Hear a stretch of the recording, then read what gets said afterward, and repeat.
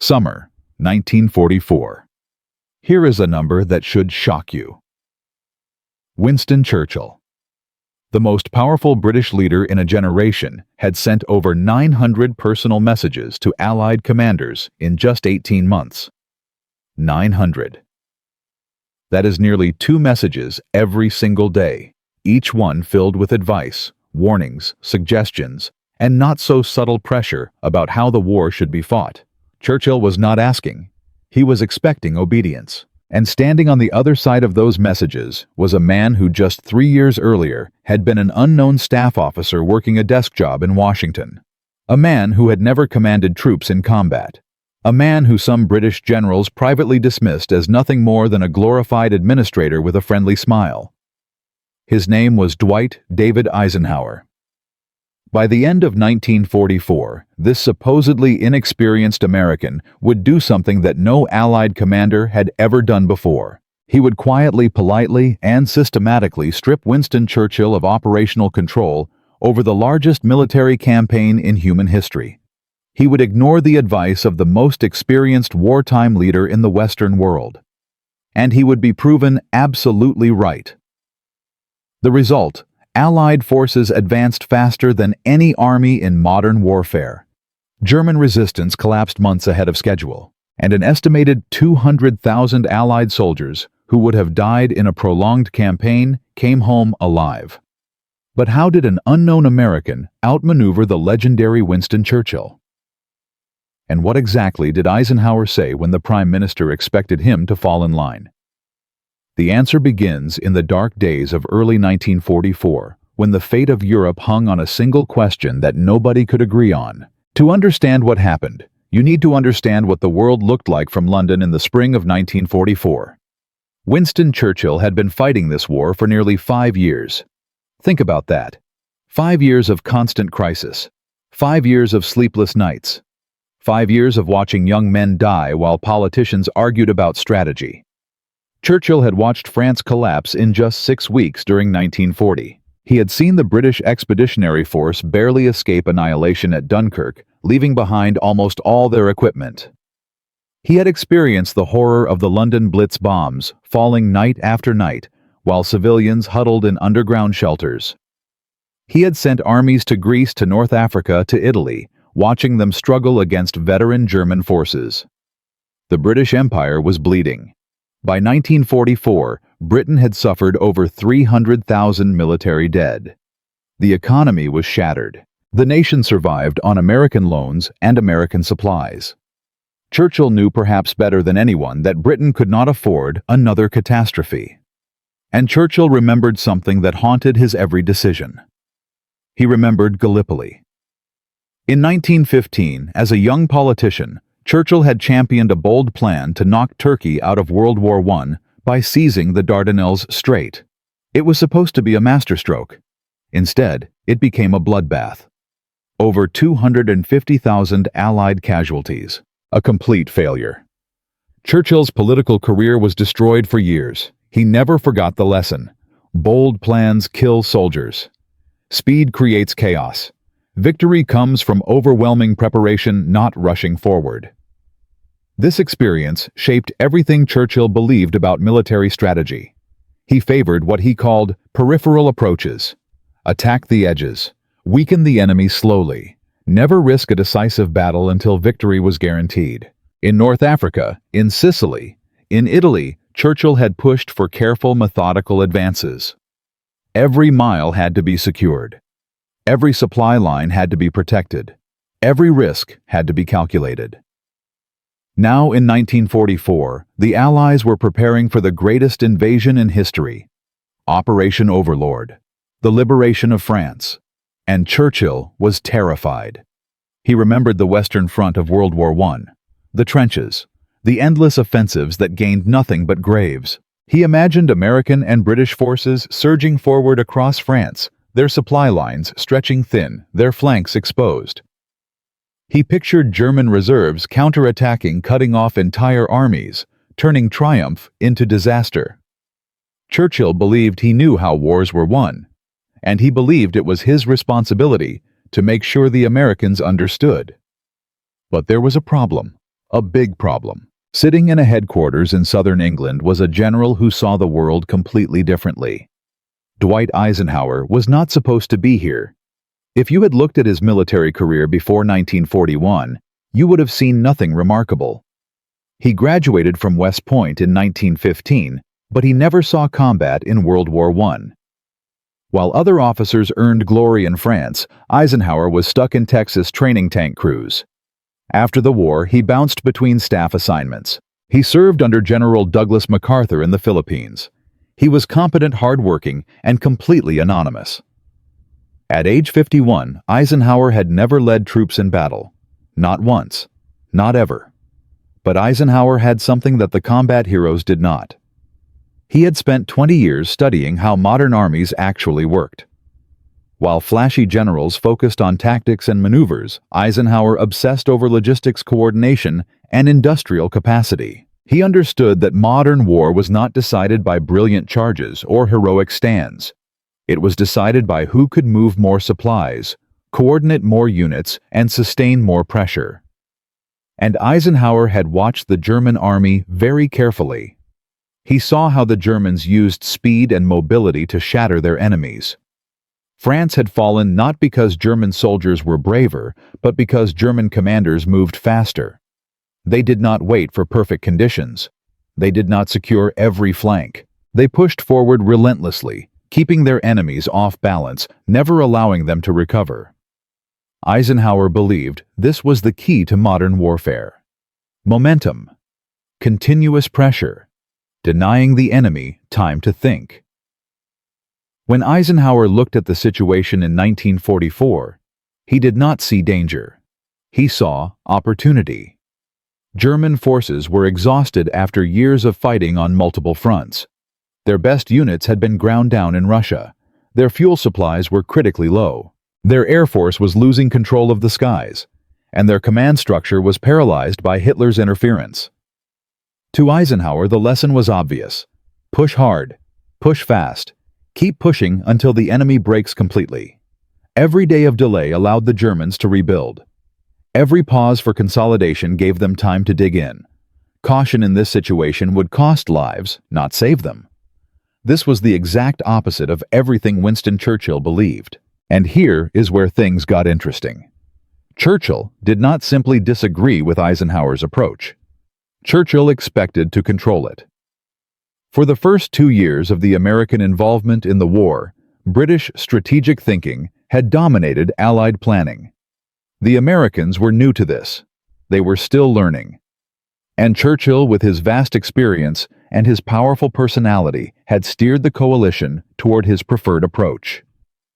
North Africa first, then Sicily, then Italy. Careful, methodical, limited. Churchill assumed this pattern would continue. Yes, Eisenhower was Supreme Allied Commander, but that was largely a diplomatic title, a way to keep the Americans happy. The real strategic guidance would still come from London, from the Prime Minister, from the man who had been fighting this war since the beginning. Churchill began sending messages to Eisenhower almost daily, sometimes multiple times per day. He warned about supply lines. He cautioned against advancing too quickly. He suggested that British concerns deserved special attention. He reminded Eisenhower of the disasters that could occur when armies outran their support. The tone was polite. The message was clear. I know better. Listen to me. Eisenhower received every message. He read them carefully. He acknowledged Churchill's concerns. He expressed appreciation for the Prime Minister's wisdom and experience. And then he did exactly what he had planned to do anyway. This was Eisenhower's genius. He understood that he could not fight with Churchill openly. The alliance depended on unity. Any public disagreement would be exploited by German propaganda and would damage morale on both sides. Eisenhower needed Churchill's cooperation, or at least his tolerance. So Eisenhower developed a strategy for handling the Prime Minister. He would listen respectfully. He would nod thoughtfully. He would promise to consider all perspectives. And then he would issue orders that reflected his own judgment, not Churchill's preferences. It was polite defiance, gentle rebellion, and it was devastatingly effective. When Churchill warned against advancing too quickly in France, Eisenhower thanked him for the insight and authorized commanders to push forward at maximum speed. When Churchill expressed concern about exposed flanks, Eisenhower acknowledged the risk and told his generals to bypass enemy strongpoints rather than waste time securing them. When Churchill suggested that British forces should have more influence over strategic decisions, Eisenhower agreed that coordination was essential, and then made sure American commanders retained operational control. Churchill was not stupid. He began to sense that something had changed. His messages were being received but not truly heard. His advice was being acknowledged but not followed. The war was moving faster than his objections could keep up. By August 1944, Allied forces had broken out of Normandy and were racing across France at a pace that stunned observers on both sides. American armored divisions were covering 30, 40, even 50 miles in a single day. German units were being encircled and destroyed before they could establish defensive positions. The enemy was in chaos, and Churchill watched from London, increasingly frustrated, increasingly irrelevant. He sent more messages. He raised his concerns through military channels and political channels. He questioned whether the advance was properly coordinated. He worried publicly that American initiative was dominating Allied strategy at the expense of British interests. But the battlefield did not care about his concerns. Eisenhower had understood something fundamental that Churchill could not accept. The source of command authority had shifted. It no longer flowed from experience and seniority and history. It flowed from results. And the results were speaking louder than any message from London. Every mile the Allies advanced proved Eisenhower right. Every German unit destroyed validated his approach. Every day that passed without the disaster, Churchill predicted, weakened the Prime Minister's position. This was not arrogance on Eisenhower's part. He genuinely respected Churchill's experience and contributions. He understood the immense burdens the Prime Minister had carried. But Eisenhower also understood that the war had entered a new phase. What worked in 1940 and 1941 would not work in 1944. The situation demanded speed, not caution. And he was the commander responsible for making that judgment. The test came in December 1944. German forces launched a massive surprise counteroffensive in the Ardennes forest. The Battle of the Bulge. For a few terrifying days, it seemed like Churchill's warnings might have been correct all along. American units were surrounded, casualties mounted, the Allied advance ground to a halt. Churchill watched carefully. This was the moment he had feared. The consequence of moving too fast, of ignoring experienced counsel. But Eisenhower did not panic.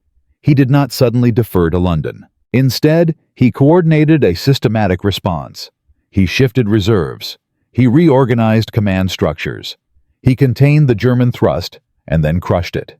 Within weeks, the crisis was over. The advance resumed, and Eisenhower's authority was stronger than ever. The counteroffensive had tested his approach and proven it sound. Even in crisis, momentum and coordination had prevailed over caution and delay. By early 1945, the reality was undeniable. The Allied war effort had a single center of gravity. Not Churchill in London, not Roosevelt in Washington. Eisenhower at his headquarters in France. Every major operational decision flowed through him. Every strategic choice reflected his judgment. Churchill understood. He stopped trying to redirect the campaign. His messages became suggestions rather than instructions. He remained a crucial partner, a symbol of British resolve, an irreplaceable voice for the alliance. But he no longer set the pace. What Eisenhower said when Churchill expected obedience was remarkably simple. He said, "Yes, I hear you. Yes, I understand. Yes, I will consider your views carefully." And then he acted according to his own judgment every single time. This quiet revolution in command would shape the final months of the war and determine the fate of millions. But Eisenhower's challenge was not over. The approach that won the argument with Churchill would now face its ultimate test on the battlefield. In Part 2, we will see what happened when Eisenhower's strategy of relentless pressure met the desperate reality of German resistance. The stakes would be higher than anyone imagined, and the decisions made in those final months would echo for generations. The question was no longer who commanded the alliance. The question was whether Eisenhower's vision of modern warfare could deliver the victory he had promised before the cost became too terrible to bear.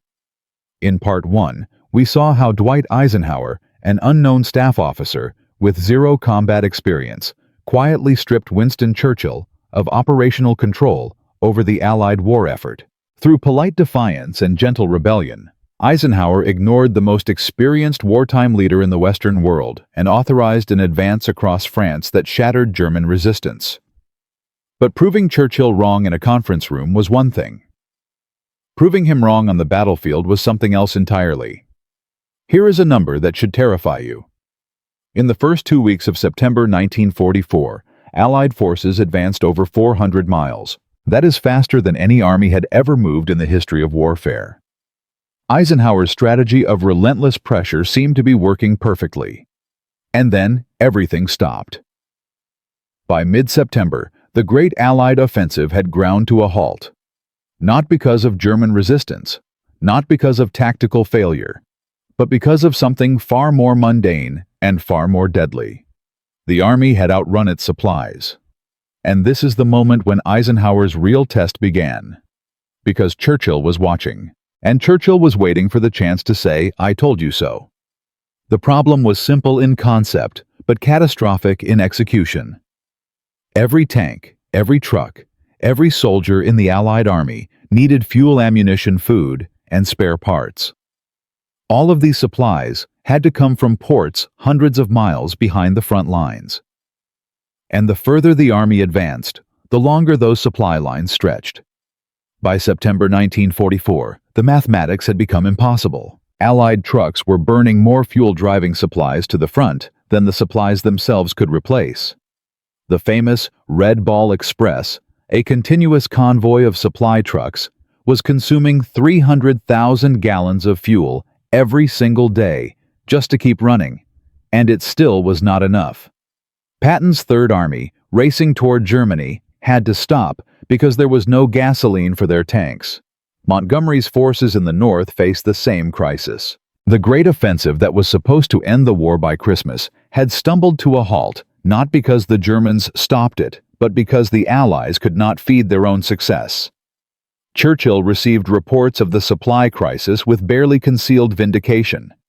This was exactly what he had warned about. Armies that advanced too fast, supply lines that stretched too thin. The inevitable consequences of ignoring experienced counsel. He did not gloat publicly. That would have been unseemly. But his messages to Eisenhower took on a new tone. A tone that suggested perhaps now the Supreme Commander would listen to reason. The British Chiefs of Staff began pressing for a change in strategy. Instead of the broad front advance that Eisenhower preferred, they argued for a concentrated thrust toward a single objective. Montgomery, commanding British forces in the north, proposed a bold plan. Give him all available supplies. Let him drive straight through the Netherlands into the heart of Germany. End the war in one decisive stroke. Churchill supported this approach. It matched his belief in careful concentration rather than reckless dispersal. It would give British forces the leading role in the final victory. And it would prove that his strategic instincts had been correct all along. Eisenhower faced an impossible choice: reject Montgomery's plan and face accusations of prolonging the war through stubbornness. Accept it and hand control of the campaign to British commanders who had been skeptical of his leadership from the beginning. But Eisenhower was not the kind of man who accepted impossible choices. He was the kind of man who found a third option. In the third week of September, Eisenhower made a decision that would define his command. He approved Montgomery's operation, but not in the way Montgomery wanted. The plan called Market Garden would use airborne forces to seize bridges across the Rhine in the Netherlands. If successful, it would open a path into Germany. But Eisenhower did not give Montgomery unlimited resources. He did not halt all other operations. He gave Montgomery enough to attempt the operation, but kept the broad front strategy intact. This was pure Eisenhower. He would let the battlefield decide. If Market Garden succeeded, excellent. The war might end sooner. If it failed, the main strategy remained unchanged. He was not gambling everything on one throw of the dice. He was testing an option while preserving his flexibility. Montgomery launched Market Garden on September 17, 1944. For 3 days it seemed like the gamble might pay off. American and British paratroopers seized bridge after bridge, creating a corridor through enemy territory. But at the final bridge at Arnhem, everything went wrong. German forces in the area were stronger than intelligence had predicted. British paratroopers found themselves surrounded, cut off fighting for survival. The ground forces racing to relieve them could not break through. After 9 days of brutal combat, the operation was abandoned. Over 17,000 Allied soldiers were killed, wounded, or captured. The bridge at Arnhem remained in German hands. Churchill received the news grimly. Market Garden had been the kind of bold stroke he usually opposed, but this time he had supported it because it concentrated forces rather than dispersing them. The failure was painful, but at least it proved that the war could not be won by single dramatic gestures. What happened next revealed the fundamental difference between Churchill and Eisenhower. Churchill saw Market Garden as a vindication of caution. Eisenhower saw it as information. The failure at Arnhem told Eisenhower something important. The Germans were not as broken as the September advances had suggested. They still had the capacity to concentrate forces and fight effectively when given the chance. But this did not mean the broad front strategy was wrong. It meant the execution needed adjustment. Within days of Arnhem, Eisenhower was issuing new orders. The supply crisis would be addressed by prioritizing the capture of the port of Antwerp. Operations would continue along the entire front, but at a pace the logistics could sustain. There would be no pause for recrimination. No investigation into who was responsible for the Arnhem disaster. No strategic reorganization to please British critics. The war would continue as Eisenhower had planned. Only the tempo would change. Churchill pressed for a meeting. He wanted to discuss strategy face to face. He wanted to understand Eisenhower's thinking. And perhaps he wanted to exert the kind of personal influence that had worked so well earlier in the war. The meeting took place in early October 1944. Churchill arrived with prepared arguments. He spoke eloquently about the need for concentration. He warned about the dangers of dispersed efforts. He suggested that British experience should carry more weight in strategic planning. Eisenhower listened carefully. He nodded at appropriate moments. He expressed appreciation for Churchill's wisdom and experience. And then he explained calmly and respectfully exactly why the broad front strategy would continue. The logic was simple. Germany was now fighting on 2 major fronts against the Soviets in the east and against the Western Allies. German resources were stretched to the breaking point. A concentrated thrust at one point would allow the Germans to concentrate their defense. A broad front advance forced them to defend everywhere, stretching their thin resources even thinner. Furthermore, Eisenhower pointed out the Allies had overwhelming superiority in everything that mattered. More tanks, more aircraft, more artillery, more supplies, more men. In a war of attrition, the Allies would win. The only way to lose was to give the Germans a chance to concentrate against a single point and achieve a local victory that would shock Allied morale. Churchill listened. He disagreed, but he could not refute the logic, and more importantly, he could not change the reality. Eisenhower commanded the Allied forces. Roosevelt supported Eisenhower. The Americans were providing the majority of troops and supplies. British influence had limits, and those limits had been reached. The meeting ended cordially. Churchill returned to London, and Eisenhower returned to his headquarters to manage a war that was proving more difficult than the September optimism had suggested. October and November 1944 were brutal months. The supply crisis eased as Antwerp was cleared and opened to shipping. But the Germans had used the pause to rebuild their defenses. Every mile of advance now came at a higher cost. The easy victories of August and September were replaced by grinding combat in rain and mud. Churchill watched these developments with growing concern. His warnings about supply lines and overextension had been partially validated by events. But he also recognized that the alternative strategies he had proposed were not obviously better. Market Garden had failed. The Italian campaign which Churchill had championed was bogged down in mountains and mud. There was no easy path to victory. And then came December. On December 16, 1944, the German army launched the largest offensive on the Western Front since 1940. 200,000 German soldiers, supported by over 1,000 tanks, crashed into American positions in the Ardennes forest. The attack achieved complete surprise. American units were overrun. Panic spread through rear areas. For the first time since Normandy, the outcome of the campaign seemed uncertain. Churchill received the news with a mixture of alarm and vindication. This was the counterattack he had feared. This was what happened when armies advanced too fast and left their flanks exposed. This was the disaster that experience had taught him to expect. But Churchill also recognized something else. This was the moment that would define Eisenhower's command. How the Supreme Commander responded to this crisis would determine whether he deserved the authority he had claimed. Eisenhower's response was immediate and decisive. Within hours of receiving reports of the German attack, he was issuing orders. Reinforcements were rushed to the threatened sectors. Reserves were mobilized from across the front. The retreat was controlled, not panicked. And most importantly, Eisenhower saw what others missed. The German offensive was not a sign of strength. It was a sign of desperation. Hitler had gambled everything on one throw of the dice. If the attack failed, Germany would have nothing left. And Eisenhower intended to make sure it failed. Over the next 6 weeks, the Battle of the Bulge became the defining test of Allied command. German forces pushed forward, creating a huge bulge in the American lines, but they could not break through completely. Allied air power, grounded by bad weather in the early days, returned to devastate German supply lines. American units held key positions, including the famous defense of Bastogne. And Eisenhower coordinated a methodical counterattack that squeezed the German bulge from both sides. By the end of January 1945, the offensive was crushed. German losses were catastrophic.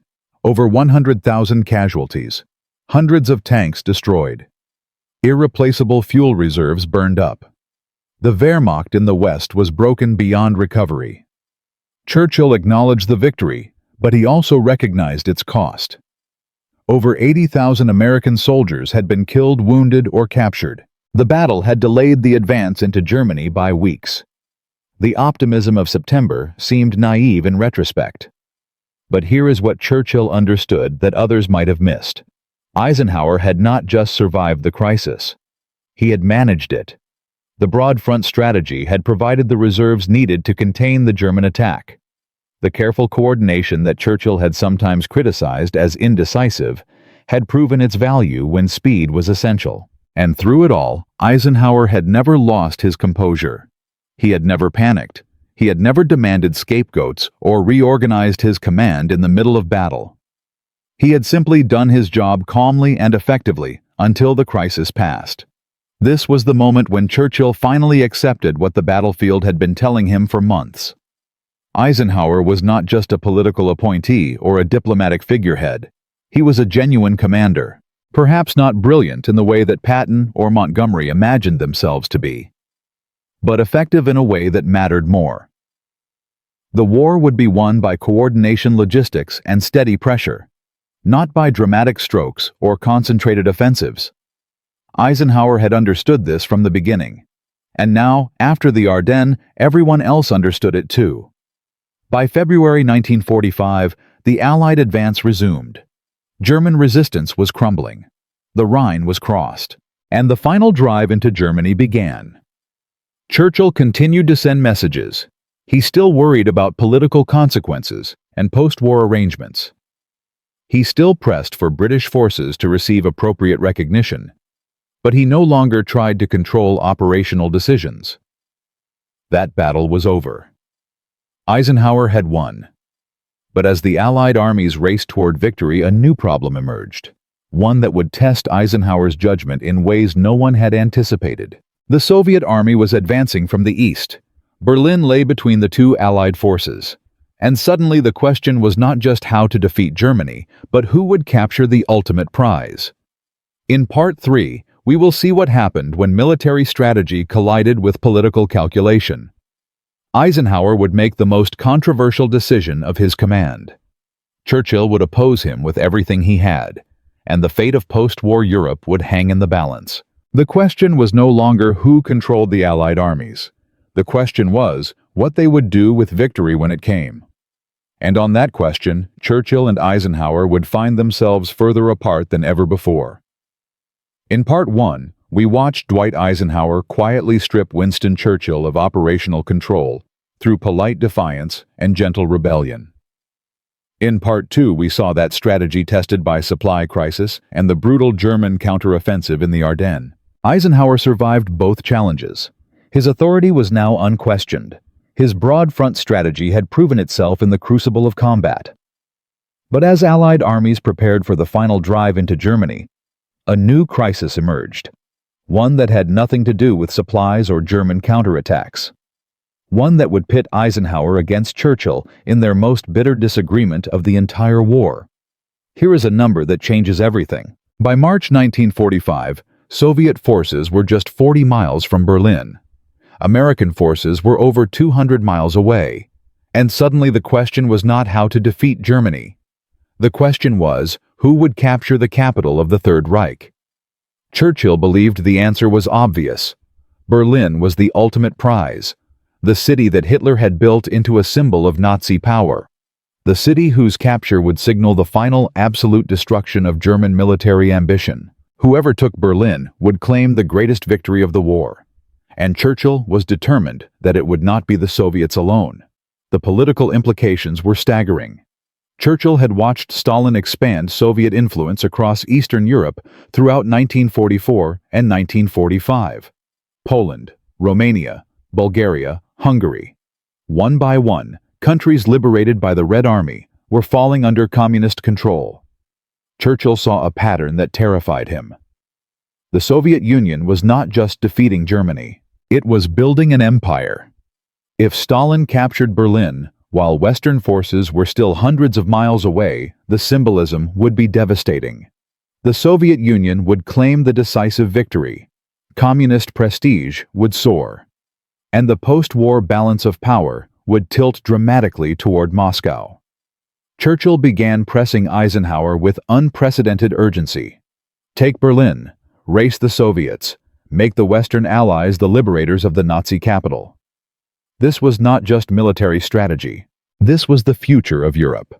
But Eisenhower saw the situation completely differently, and his response would become the most controversial decision of his entire command. Eisenhower had been studying the intelligence reports carefully. Berlin was a fortress. Hitler had ordered the city defended to the last man. Over 1 million German soldiers were concentrated in and around the capital. The urban terrain favored defenders. Every block would have to be taken by force. Every building would become a strongpoint. The cost of capturing Berlin would be enormous. Eisenhower's staff estimated that taking Berlin could cost 100,000 American casualties. 100,000. That was more than the entire Battle of the Bulge. That was more than Normandy. That was a price Eisenhower was not willing to pay for a symbolic victory. Because Berlin was symbolic. By March 1945, the city had no military significance. German industry had been destroyed or relocated. German command structures were fragmenting. Hitler was isolated in his bunker issuing orders that no one could execute. Taking Berlin would not shorten the war by a single day, and the Soviets were going to take it anyway. This was the calculation Eisenhower made. The Red Army had 2.5 million soldiers positioned around Berlin. They had thousands of tanks, thousands of artillery pieces, and a burning desire for revenge after 4 years of brutal warfare. Even if Western forces raced east at maximum speed, the Soviets would reach Berlin first. The only question was whether American soldiers would die trying to participate in a battle they could not win. Eisenhower's answer was no. On March 28, 1945, Eisenhower sent a message directly to Stalin. He informed the Soviet leader that American forces would not advance on Berlin. Instead, they would drive toward Leipzig and Dresden, then turn south toward the so-called National Redoubt in Bavaria, where intelligence suggested the Nazis might make a final stand. Churchill was furious. This was not just a strategic disagreement. This was, in Churchill's view, a catastrophic political blunder. Eisenhower had communicated directly with Stalin without consulting London. He had surrendered the greatest prize of the war without a fight. He had made a decision that would shape the post-war world based purely on military calculations, ignoring the political consequences that Churchill considered paramount. The British Prime Minister sent an immediate protest to Washington. He demanded that Eisenhower's decision be reversed. He argued that Berlin's symbolic importance outweighed any military cost. He warned that allowing the Soviets to capture the Nazi capital alone would have consequences that would last for generations. Roosevelt, already gravely ill, referred the matter back to his military commanders. The Joint Chiefs of Staff reviewed Eisenhower's reasoning, and they agreed with him completely. The decision stood. American forces would not race for Berlin. Churchill tried one more approach. If American forces would not take Berlin, perhaps British forces could. Montgomery, commanding in the north, was closer to the capital than any other Western commander. Churchill proposed giving Montgomery priority for supplies and reinforcements. Let British forces lead the drive on Berlin.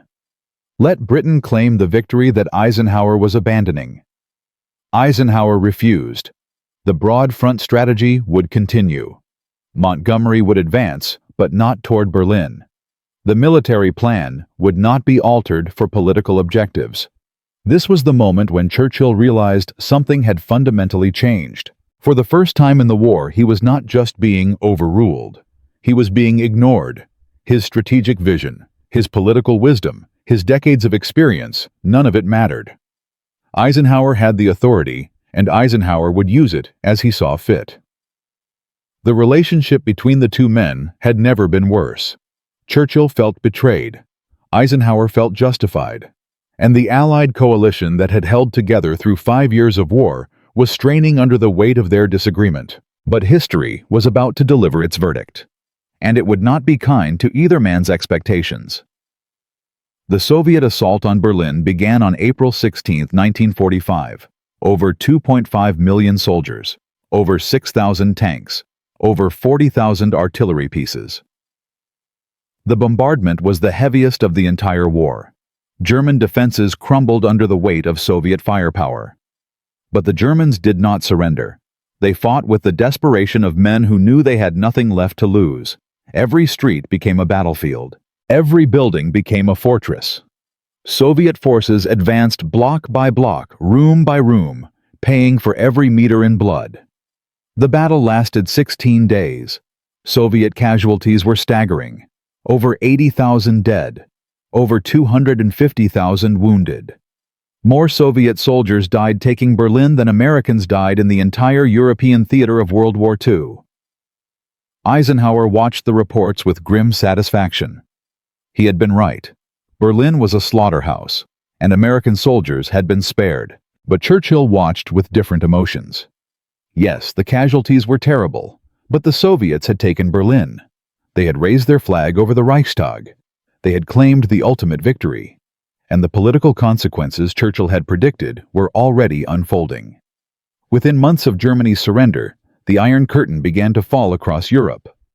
Countries occupied by Soviet forces became communist satellites. The alliance that had won the war dissolved into suspicion and hostility. The Cold War had begun. Churchill would later argue that the failure to take Berlin was one of the great strategic mistakes of the war. If Western forces had reached the German capital first, perhaps the post-war settlement would have been different. Perhaps Soviet expansion could have been checked earlier. Perhaps the division of Europe could have been avoided. Eisenhower never accepted this argument. He believed he had saved tens of thousands of American lives. He believed the political outcome would have been the same regardless of who reached Berlin first.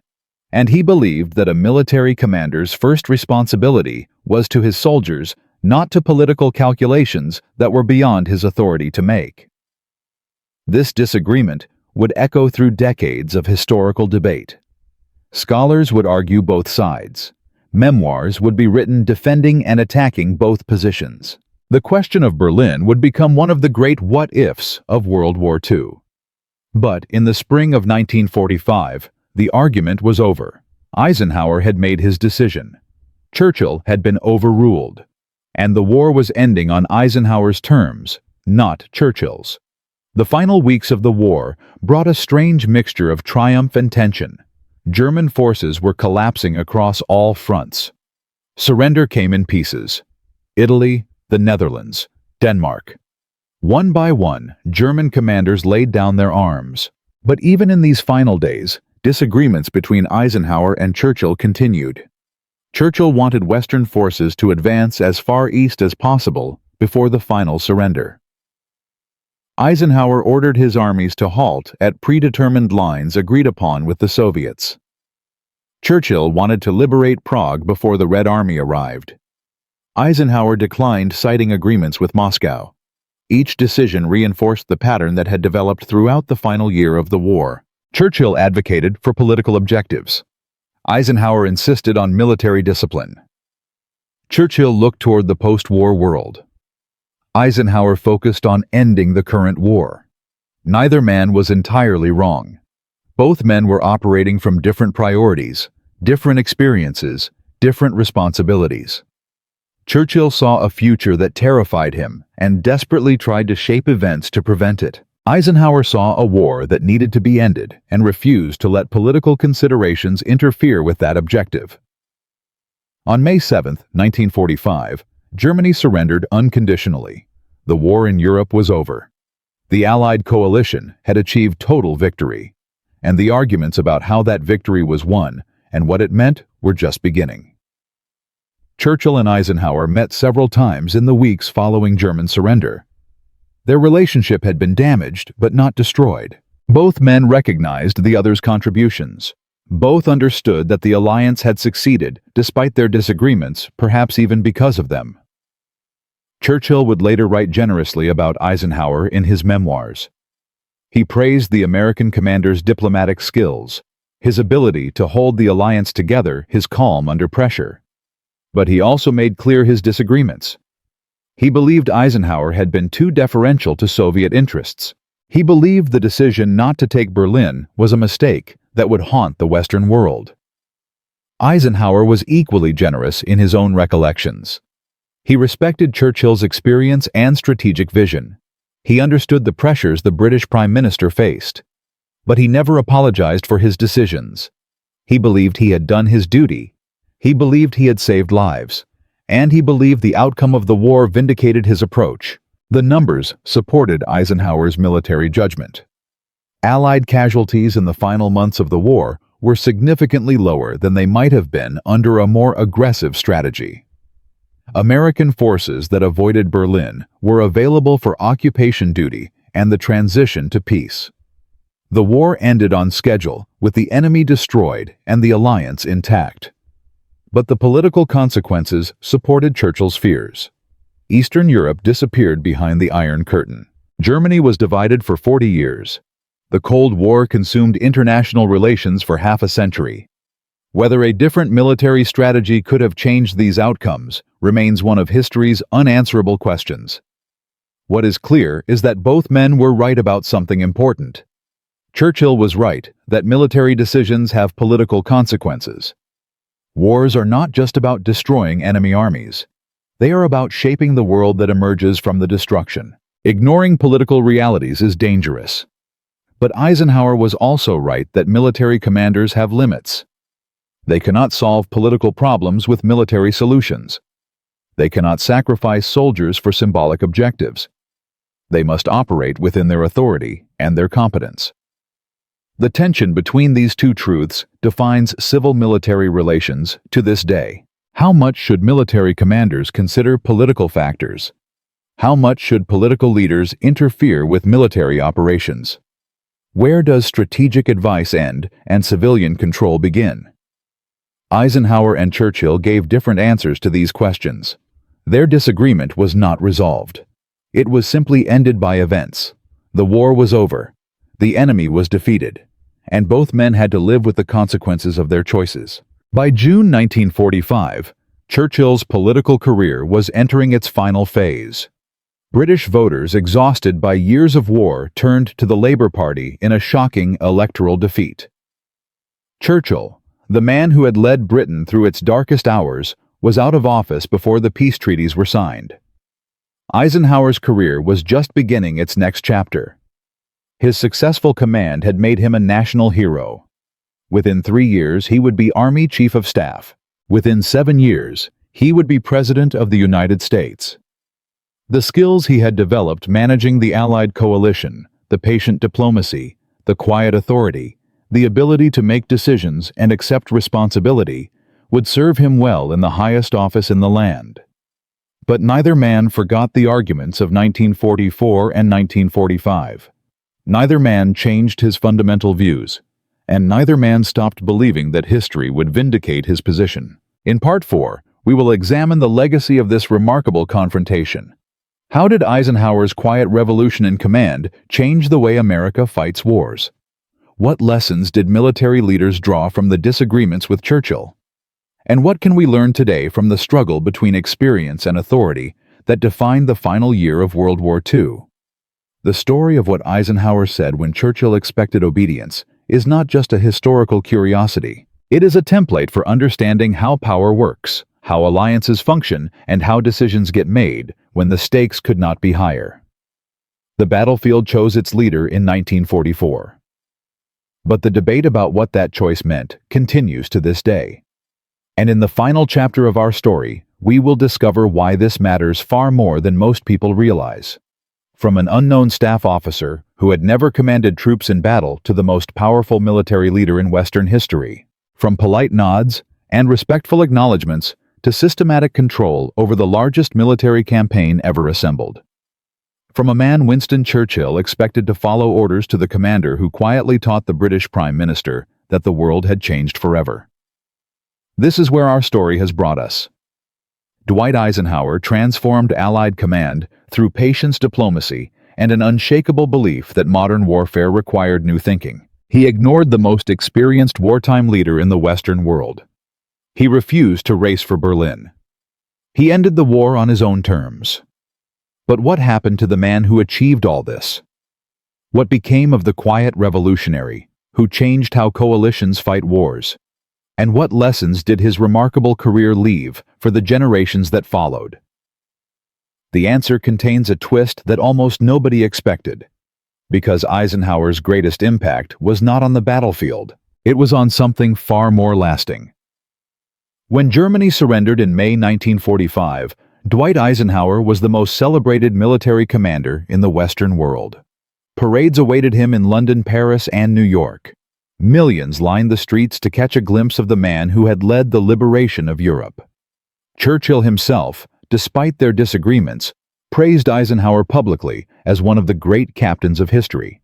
But behind the celebrations, Eisenhower was exhausted. 5 years of unrelenting pressure had taken their toll. The weight of sending young men to die, the endless diplomatic balancing, the sleepless nights before major operations, all of it had accumulated into a profound weariness that no parade could cure. In private moments, Eisenhower reflected on the decisions that had defined his command. The choice to launch D-Day despite uncertain weather. The decision to maintain the broad front despite British opposition. The refusal to race for Berlin despite Churchill's urgent pleas. Each decision had been criticized.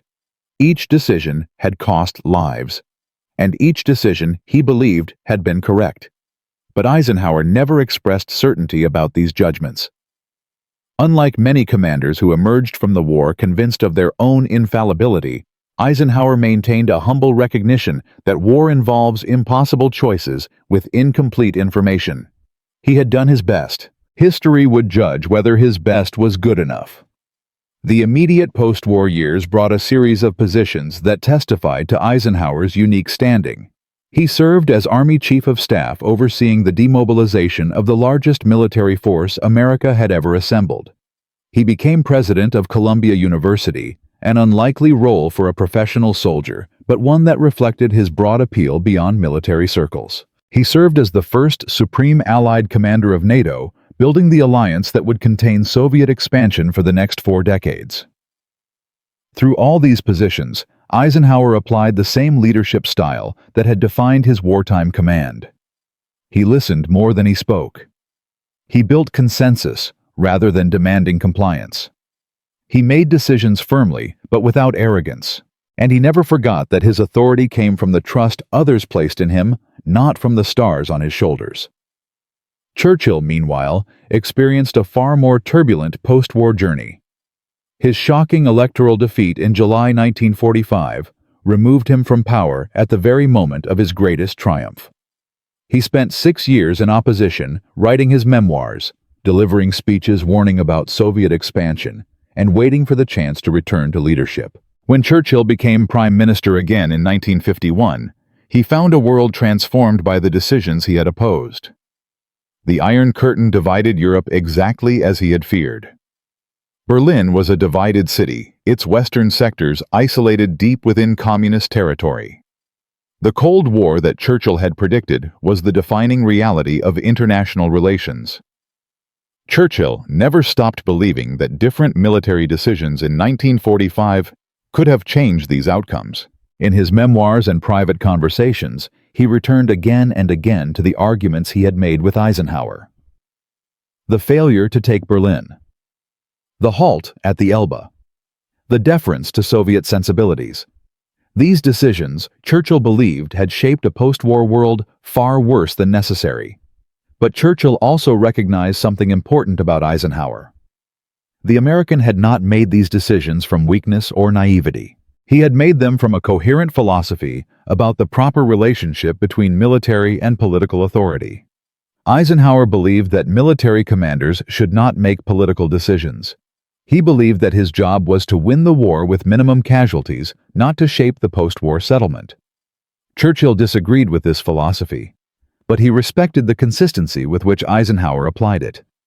The relationship between the two men mellowed in the post-war years. They corresponded occasionally. They met when their paths crossed. The sharp disagreements of 1944 and 1945 faded into historical debates rather than personal grievances. Both men were too large in spirit to hold grudges over strategic differences. But the real legacy of Eisenhower's wartime command was not found in his personal relationships. It was found in how his approach transformed American military thinking for generations to come. Eisenhower's style of coalition command became the template for every major American military operation that followed.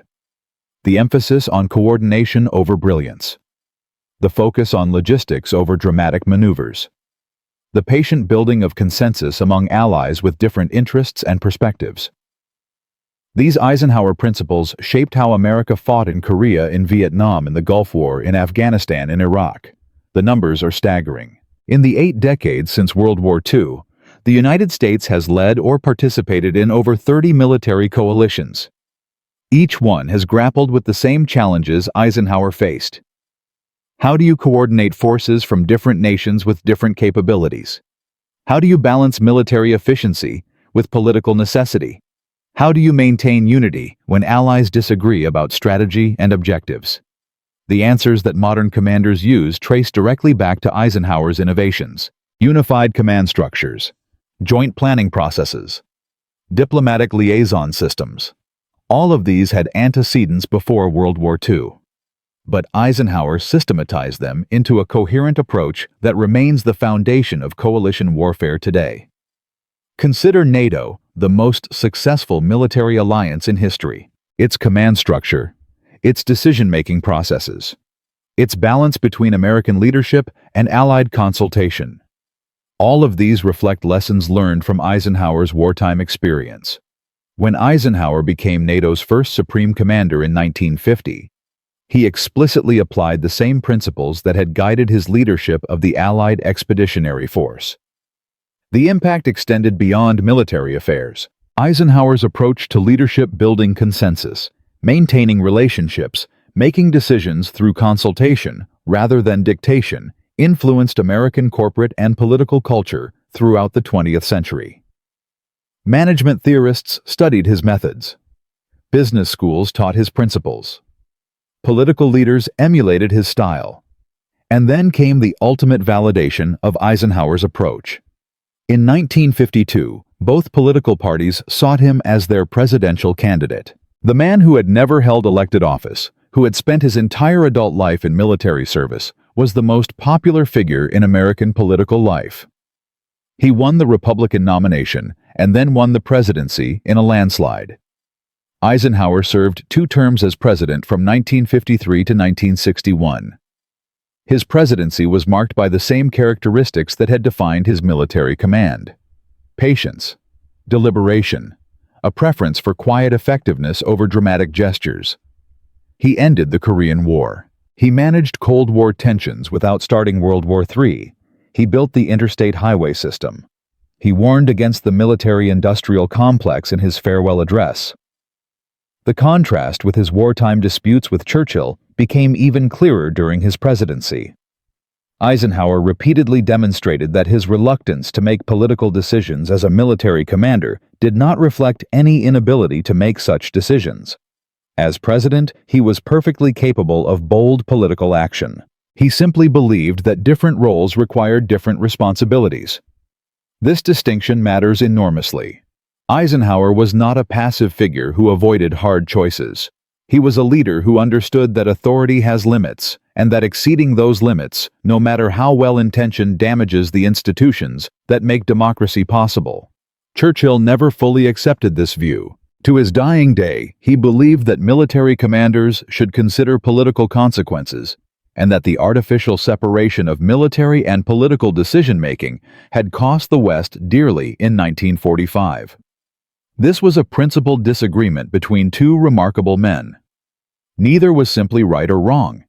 They represented different traditions of civil-military relations, different understandings of how wars should be fought and won. But there is one more chapter to this story, one detail that most people have never heard. And it changes how we understand everything that came before. In 1965, Dwight Eisenhower sat for a series of interviews about his wartime command. By then, he was 75 years old, retired from the presidency, living quietly in Gettysburg. The interviews were intended to capture his recollections for history before they were lost. During one session, the interviewer asked Eisenhower about his disagreements with Churchill over Berlin. The former president paused for a long moment before answering, and then he said something remarkable. Eisenhower admitted that he had sometimes wondered whether Churchill was right. Not about the military decision to avoid Berlin, he still believed that was correct, but about the broader question of whether military commanders should consider political consequences when making strategic decisions. The world that emerged from World War II, Eisenhower acknowledged, was not the world he had hoped to see. The Soviet domination of Eastern Europe, the division of Germany, the Cold War that consumed international relations for decades. These outcomes troubled him deeply. And while he did not believe different military decisions would have changed them fundamentally, he was no longer certain. This was a remarkable admission from a man known for his confidence and decisiveness. Eisenhower, at the end of his life, was still wrestling with the choices he had made 20 years earlier. Not regretting them exactly, but acknowledging that certainty was impossible when the stakes were so high and the information so incomplete. Churchill, who died in 1965, just months before these interviews, never had the chance to hear Eisenhower's reflection. But perhaps he would have appreciated it. The old warrior, who had always believed in the unity of military and political strategy, might have found some validation in knowing that his great antagonist had come to share at least some of his doubts. What does this story teach us? Why does it matter that an American general quietly outmaneuvered a British prime minister 8 decades ago? The answer lies in what their conflict reveals about how decisions get made when everything is at stake. Eisenhower and Churchill were both extraordinary leaders. Both were right about important things. Both made mistakes. And both were operating under pressures that most of us can barely imagine. Their disagreement was not a story of hero versus villain. It was a story of 2 different visions of leadership colliding under the most extreme circumstances possible. Churchill believed that wisdom came from experience, and that those who had seen more should guide those who had seen less. Eisenhower believed that authority came from responsibility, and that those who bore the burden of decision should have the power to decide. The battlefield chose Eisenhower's vision. The post-war world suggested Churchill may have had a point, and the decades since have shown that both approaches have value, and both have limitations. From an unknown staff officer with an idea that authority should flow from results rather than seniority to the commander who reshaped how democracies wage coalition warfare. Dwight Eisenhower proved that leadership is not about demanding obedience. It is about earning trust, making decisions, and accepting responsibility for the consequences. Winston Churchill expected obedience because history and experience had earned him that expectation. Eisenhower gave him something more valuable instead. He gave him respect, consideration, and honest disagreement. And in doing so, he created a model of alliance leadership that has served the democratic world for 80 years. 300,000 Allied soldiers came home alive because Eisenhower refused to spend their lives on symbolic objectives. The coalition that won World War II held together because one man understood that listening does not mean obeying, and that disagreement does not mean disrespect. That is the power of quiet revolution. That is what Eisenhower said when Churchill expected American obedience. He said, "Yes, I hear you." And then he won the war his own way. If you know other stories of leaders who transformed history through patience rather than force, share them in the comments. This is just one of hundreds of moments when an individual's judgment shaped the fate of nations. Subscribe to discover more stories that most history books leave untold. Because sometimes the most important battles are not fought with weapons. They are fought with ideas, with persistence, and with the courage to be right when everyone expects you to be wrong.